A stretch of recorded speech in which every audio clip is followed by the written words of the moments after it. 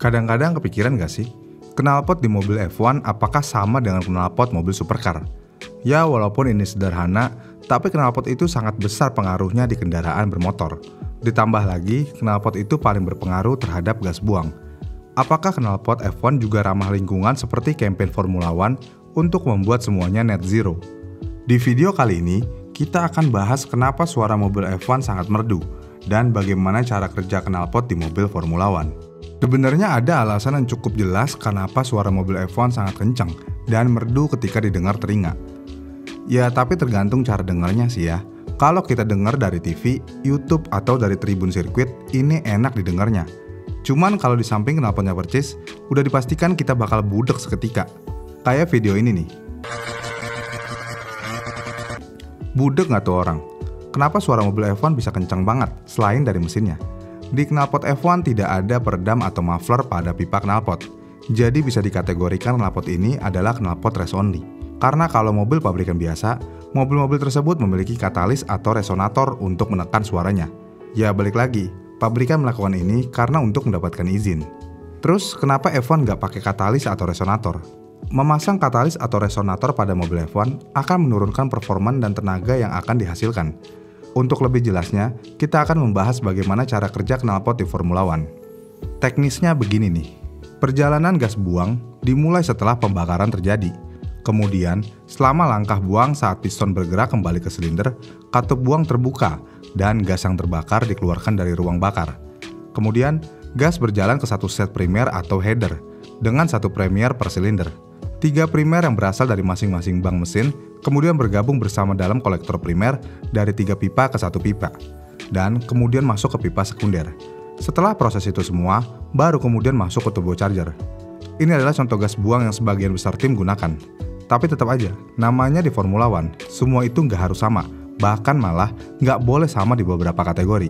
Kita ambil contoh lainnya, ada juga pabrikan yang menggunakan sistem kerja seperti ini nih. Primer, kolektor, dan sekunder dapat menjadi satu kesatuan dan terintegrasi ke dalam turbocharger. Kemudian membawa gas buang dari turbo keluar melalui bagian belakang mobil. Sementara ada juga wastegate yang mengontrol kecepatan turbo dan terdiri dari 1 atau 2 pipe wastegate yang keluar dari secondary. Kemudian melewati turbin lalu keluar di bagian belakang mobil. Kira-kira seperti itulah konsep cara kerja knalpot di Formula One secara teknisnya. Meskipun konsep sistem pembuangan tampak relatif sederhana, tapi ada ilmu di balik parameter seperti panjang pipa, diameter, dan tata letak yang dapat dimanipulasi untuk menyetel torsi dan torsi mesin. Ya iyalah ada ilmunya. Kalau nggak ada ilmunya bisa-bisa kayak gini nih. Terus kenapa knalpot F1 bentuknya ngejelimet kayak gini? Bener-bener compact banget. Kelihatannya sampai ngejelimet. Kenapa didesain compact kayak gitu? Sebenarnya semakin compact desain knalpotnya, ini tentu aja bisa mendapatkan sistem pembuangan semakin ketat atau rapet. Ditambah, mobil F1 dapat membuat bodywork yang memberikan manfaat pada aerodinamis mobil. Tetapi dengan knalpot yang mencapai suhu 1000 derajat Celcius dan pipa yang berada dalam jarak 1 mm dari bodywork, ini tentu aja membuat masalah baru dari knalpot ini. Kemudian engineer membuat strategi insulasi baru dan pelapis thermal, yang mana ini harus dikembangkan lebih lanjut dari tahun ke tahun. Secara keseluruhan, desain knalpot yang efektif adalah desain yang menghasilkan keseimbangan sempurna antara pemanfaatan mesin dan kinerja turbo dalam ukuran sekompak mungkin, tanpa merusak komponen di sekitarnya. Bener-bener hebat banget teknologi F1. Pada awal era turbo hybrid pada tahun 2014, tim awalnya menempatkan kompresor di bagian depan blok mesin dan turbo di bagian belakang. Beberapa pabrikan memilih manifold compact dan primer pendek, dengan pipa sekunder yang lebih panjang dari kolektor ke turbo. Namun, untuk cara itu, desain yang optimal dalam desain knalpot tidaklah compact seperti mobil F1 sekarang. Di tahun itu, mobil F1 memiliki pipa utama yang panjang, dan akibatnya mengurangi ukuran sidepod. Pada masa-masa awal turbo, tim menggunakan manifold yang lebih konvensional dengan panjang primer yang sama.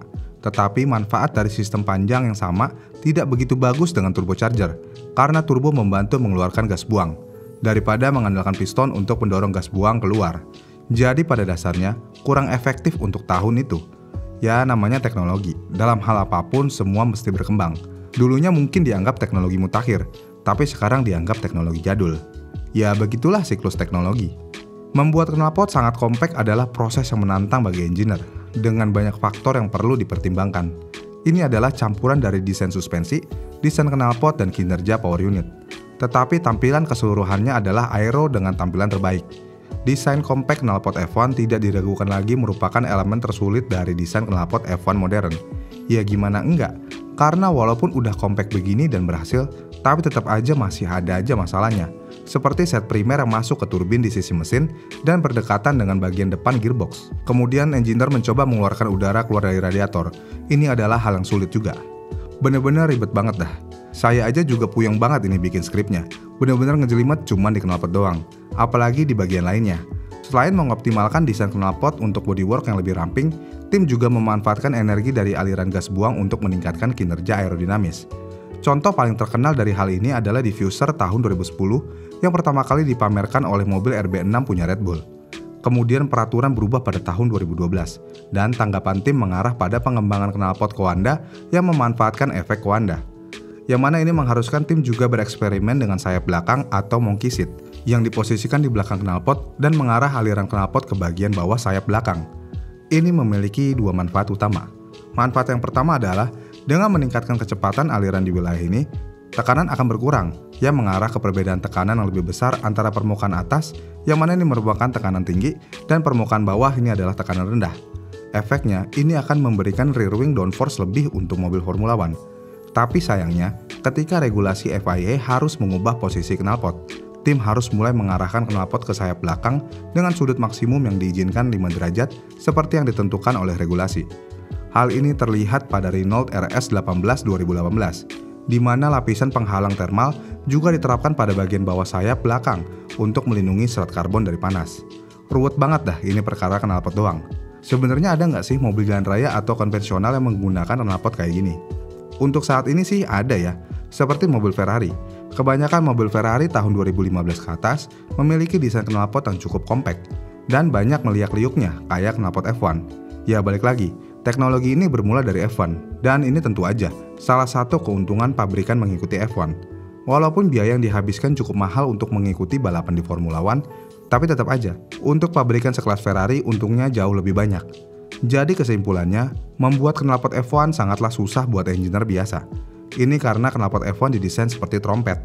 Kemudian harus juga dihitung pada gas buang yang bergetar pada frekuensi tertentu, tergantung pada kecepatan mesin. Semua itu diperhitungkan untuk memastikan bahwa 4 silinder per bank tidak saling mengganggu dalam hal ini.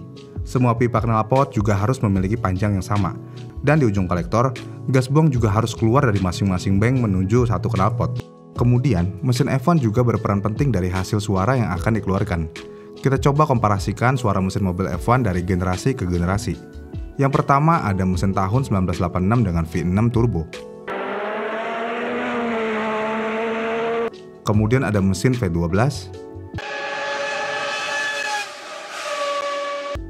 Lalu ada mesin V10. Kemudian ada mesin V8 tahun 2008. Lalu ada V8 generasi selanjutnya tahun 2011. Selanjutnya mesin V6 hybrid. Keren-keren banget ya suaranya. Kalau saya paling suka sih suara mobil V10. Bahkan Lewis Hamilton ketika lagi diwawancara oleh wartawan, dia sampai hilang fokus ketika ada mobil F1 lewat dengan mesin V10. Lewis mengungkapkan kalau itu adalah mesin dengan suara terbaik yang pernah ada. Emang setuju banget sih sama Sir satu ini. Tapi pertanyaan lainnya, kenapa knalpot mobil F1 sekarang cenderung lebih silent dibandingkan suara knalpot F1 zaman dulunya? Ini karena di mobil F1 sekarang RPM dibatasin hanya 15.000 RPM aja, yang mana ini ditetapkan oleh peraturan. Tetapi kenyataannya tidak ada satupun tim F1 ada yang mendekati angka itu. Kenapa begitu? Mesin turbocharged V6 hybrid akan menghasilkan torsi maksimum yang cukup rendah, yaitu di kisaran sekitar 11-12.000 RPM aja. Kenapa cuma sampai 12.000 RPM aja? Karena mesin F1 yang sekarang memiliki turbocharger. Jadi kalau udah pakai turbocharger, nggak perlu lagi memiliki RPM tinggi. Ditambah, aturan baru F1 yang menentukan penghematan bahan bakar.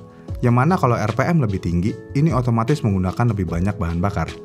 Kemudian, karena mobil F1 yang sekarang udah terlalu kencang dibandingkan yang dulu-dulunya, jadinya treknya udah nggak cukup juga untuk menampung kecepatan mobil F1 dengan RPM tinggi.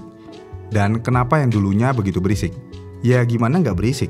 Kita ambil contoh mesin F1 V10. Mesin ini bisa mengeluarkan sampai dengan 20.000 RPM. Beda banget kan? Ini karena mesin V10 menggunakan short stroke. Yang mana short stroke memungkinkan mesin untuk dibangun dengan tenaga pada putaran tinggi di 20.000 rpm. Bener-bener gila banget ya. Ya mesin saat itu harus memiliki rpm yang tinggi sih, karena mobil F1 nggak sekencang yang sekarang juga. Segitu aja video kali ini. Kira-kira suara knalpot model mana yang kalian suka? Komen di kolom komentar di bawah ya. Jangan lupa like dan subscribe channel ini. Terima kasih sudah menonton.